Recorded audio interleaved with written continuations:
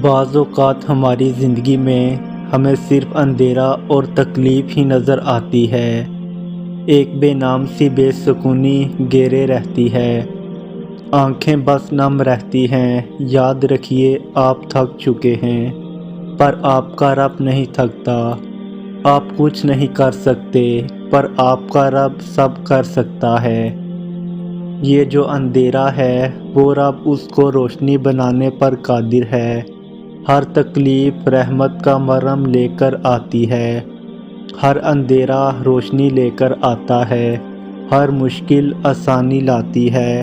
زندگی جامد نہیں رہتی، آج کچھ نہیں ہے کل سب ہوگا۔ صرف اپنے اللہ پر یقین رکھیے۔ نماز، قرآن، سیرت وہ ہے جن کو تھام کر آپ اپنی گھٹن زدہ زندگی میں تازہ ہوا پیدا کر سکتے ہیں، اذیت کو راحت میں بدل سکتے ہیں، تکلیف کو آسانی میں بدل سکتے ہیں، اکتاہٹ کو سکون میں بدل سکتے ہیں، غم کو خوشی میں بدل سکتے ہیں۔ بس یہ بات مضبوطی سے پکڑ لیں کہ میرا اللہ ہر چیز پر قادر ہے۔ پر امید رہیے، اللہ سے امید لگائے رکھیے۔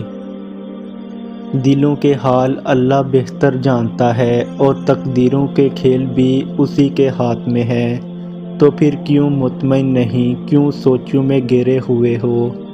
کیوں اس کی بادشاہت پر یقین نہیں، کیوں اس کے فیصلوں پر راضی نہیں؟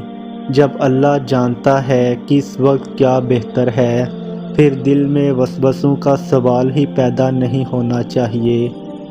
اگر ابھی بھی سوچوں میں ڈوبے ہوئے ہو، دل بے چین ہے، تو سمجھ جاؤ تم دل سے راضی نہیں اس کے فیصلوں پر۔